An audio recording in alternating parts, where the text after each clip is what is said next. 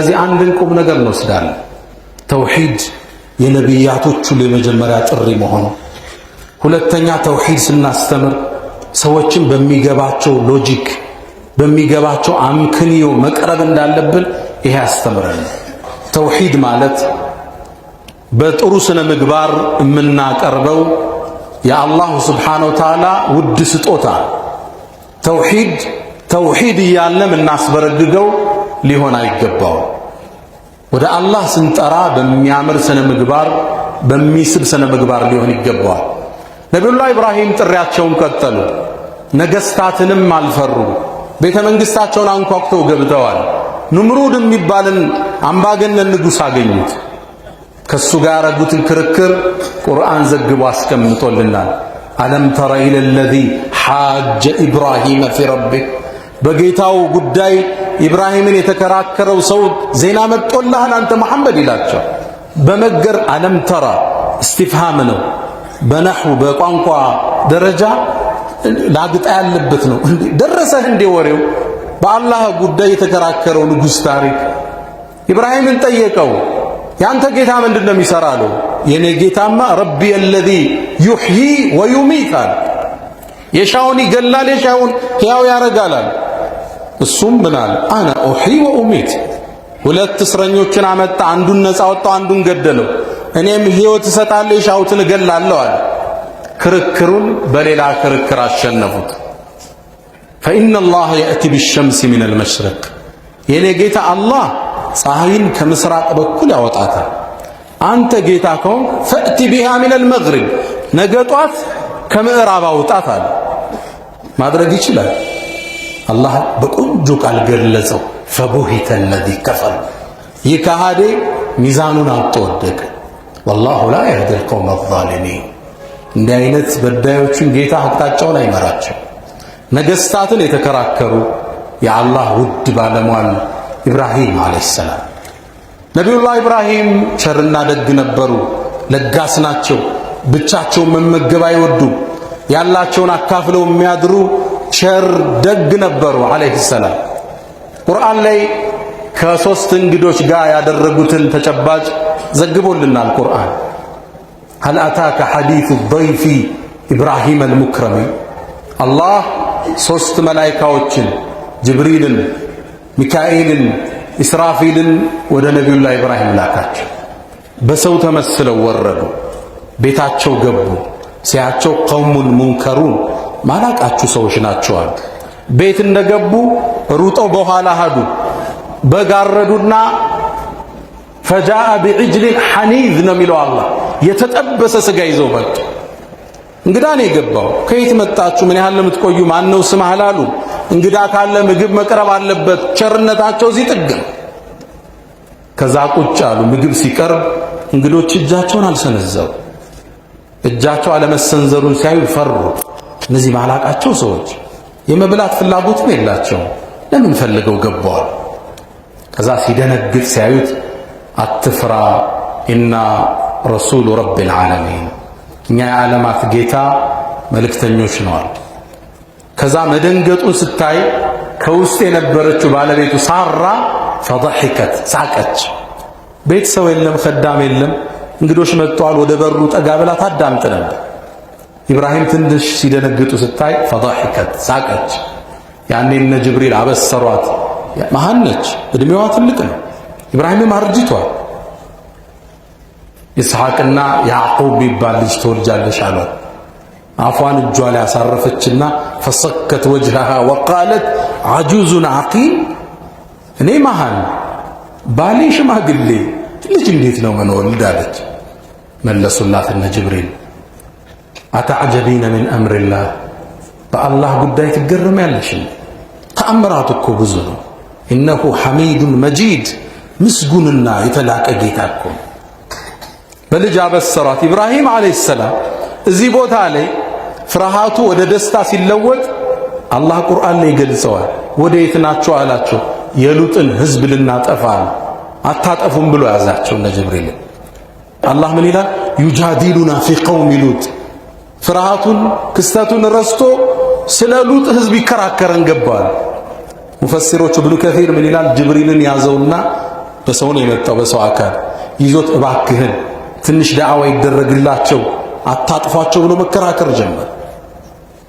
ከዛ ጅብሪልም አለው ያ ኢብራሂም አዕሪድ አን ሃዛ ከዚህ ጉዳይ ኢራቅ እነሁ ቀድ ጃአ አምሩ ረቢክ የጌታ ውሳኔ ወርዷል።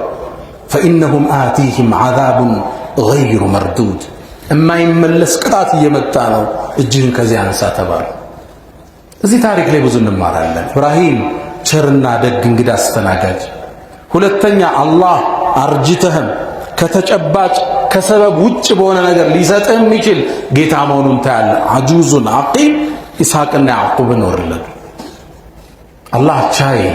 ኢብራሂም ዓለይሂ ሰላም ስለ ሌላ ህዝብ የሚጨነቁ የራሳቸው የተወልዳለህን ደስታ ዘለው ስለ ሌላው መጥፋት የሚያስቡ የሚጨነቁ የአላህ ውድ ነቢይ ኢብራሂም ዓለይሂ ሰላም።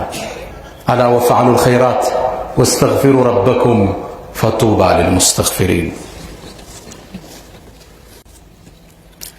الحمد لله على إحسانه والشكر له على تفضله وامتنانه ولا إله إلا الله تعظيما لشأنه وصلى الله وسلم وبارك على رسوله وإخوانه.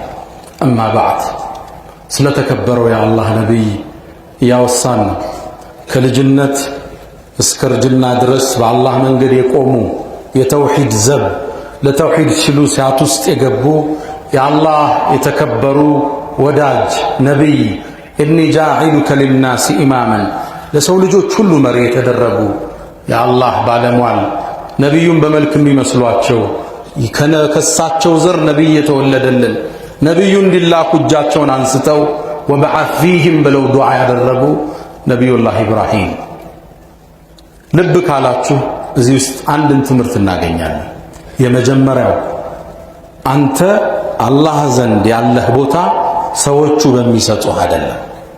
ኢብራሂም ዓለይሂ ሰላም ጣዖታትን ሰባብሮ ሲወጣ ሰሚዕና ፈተን አንድ ብላቴና ዘምተናል አሉ።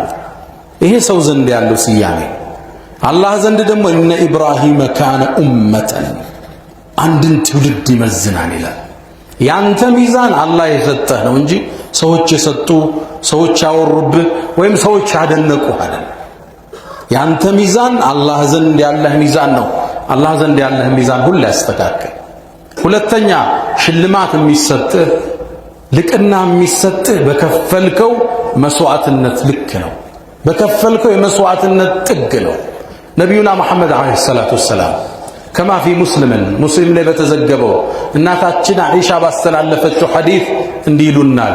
ዩሕሸሩ ናስ የሰው ልጆች ወደ አላህ ይሰበሰባሉ ሑፋተን ባዶ እግር ሆነው፣ ዑራተን ራቁት ሆነው፣ ጉርለን ሳይገረዙ ማለት ነው። ከማ በደእና አወለ ኸልቂ ኑዒዱሁ እንደሚለዋል እንደፈጠርናችሁ እንመልሳችኋል። ከእናታችን ሆድ ስንወጣ የነበረ ማንነት አለ አይደል? ጫማ የለ ልብስ የለ ያልተገረዝነ እንደዛ ነው ተቀስቅሰን መንቆም። እናታችን አይሻ ሐዲሱ ስትሰማ ስብስብ ባለችና የአላህ መልእክተኛ አንዱ ሴቱ ወንዱን ያያል እንዴ አለች። ራቁት መታየት ለእንደዛ አይነት ራሱን በመጠበቅ ለሚኖር ማህበረሰብ ከባድ ነው አይደል? አሁን ነው መገላለጥ እኮ የቀለለ። ነቢያችን ከፍ አረጉት አጀንዳውን። አይሻ ሆይ ክስተቱ አንዱ አንዱን ከማየት የገዘፈ ነው አላት። ማን ማንን ያያል? የውመል ቂያማ አስደንጋጭ እኮ። ነቢዩ ግን አስከተሉ። መጀመሪያ ልብስ የሚለብሰው ኢብራሂም ዓለይሂ ሰላም ነው። ይህን ደረጃ እያችሁ ለምን ኢብራሂም ልብስ ለበሰ? ለአላህ ዲን ብሎ ለተውሂድ ብሎ እጁ ተጠፍሮ ሳት ለብሶ ለቀናት ተቀምጧል። ለአላህ ሲል የለበሰውን ሳት አላህ የውመል ቂያማ መጀመሪያ በመልመስ ይክሰዋል። ክፍያ በድካም ልክ በደከምክበት መስመር ነው የምትካሰው፣ በተወጋበት ነው የምትድነው። ባለፈው ኹጥባችን አንስተናል። ነቢዩላህ ሙሳ ዓለይሂ ሰላም ነቢዩ ዓለይሂ ሰላቱ ወሰላም መዲና ላይ ነቢዩ የኛ ነቢይ ይበልጣሉ እያሉ ለይሁዳዎቹ ሙስሊሞቹ ሲያወሩ ተቆጡ።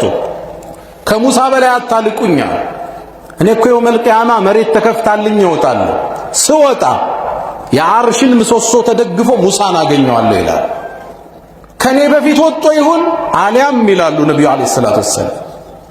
ጡሩ ሲና ተራራ ላይ አላህ በብርሃኑ ሲገለጥ ተራራው አመድ ሲሆን ፈኸረ ሙሳ ሰዒቃ ሙሳ ራሱ ስቶ ወድቋል።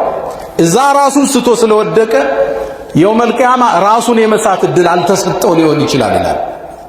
ወኑፊኸ ፊሱር ፈሰዒቀ ነው የሚለው አላህ። ጥሩምባውን በተነፋ ጊዜ ሁሉም ራሱ ስቶ ይጠፋል ይላል። ምድር ላይ ያለ መን ፊ ሰማዋት ወመን ፊል አርድ ኢላ መን ሻአ አላህ አላህ ከፈቀደው ከመረጣቸው እነማን ናቸው አናውቅም። ያ ጥሪ የማያጠፋቸው የአላህ ባሮች ይኖራሉ።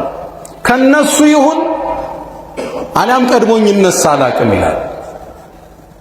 በደከምክበት በከፈልክበት መስመር ልቅና እሱ ጋር ይገነባል። ለአላህ ሲሉ ሰዓት ውስጥ ለበሱ። የመጀመሪያ ለባሽ አላህ አደረጋቸው። ነቢዩላህ ኢብራሂም ታሪካቸው ሰፊ፣ አስተምሮቶቻቸው ጥልቅ፣ ለዚህ ኡማ አሳቢ ነቢዩን የሚመስሉ ነቢዩም ልጃቸውን በስማቸው የሰየሙላቸው የአላህ ውድ ባለሟል የአላህ ውድ ነቢይ ሰባተኛው ሰማይ ላይ አሁን የሚገኙ በልጅነታቸው የሞቱትን ሕፃናትን የነቢዩ ኡመቶችን ሰብስበው የሚንከባከቡ የአላህ ውድ ነቢይ ነቢዩላህ ኢብራሂም ኸሊሉላህ ወተኸዘ አላሁ ኢብራሂማ ኸሊላ። አላህ በሳቸውም በቀሪም ነቢያቶች ላይ ሰላትና ሰላሙን ያውርድ። ያ መን ቱሒቡነ ነቢየ ሙሐመዳ ሰሉ ዐለይሂ ወሰሊሙ ጡለል መዳ ፈሰላቱኩም ወሰላሙኩም ኑረን ለኩም بأمسكم وبيومكم ولكم غدا إن الله وملائكته يصلون على النبي يا أيها الذين آمنوا صلوا عليه وسلموا تسليما اللهم صل على محمد وعلى آل محمد كما صليت على إبراهيم وعلى آل إبراهيم وبارك اللهم على محمد وعلى آل محمد كما باركت على إبراهيم وعلى آل إبراهيم في العالمين إنك حميد مجيد اللهم أعز الإسلام والمسلمين وأذل الشرك والمشركين اللهم لا تدع لنا في مقامنا هذا ذنبا إلا غفرته ولا هما إلا فرجته ولا دينا إلا قضيته ولا غائبا إلا رددته ولا مريضا إلا شفيته ولا فقيرا إلا غنيته ولا مهموما إلا كشفته اللهم ربنا آتنا في الدنيا حسنة وفي الآخرة حسنة وقنا عذاب النار ألا فأقم الصلاة.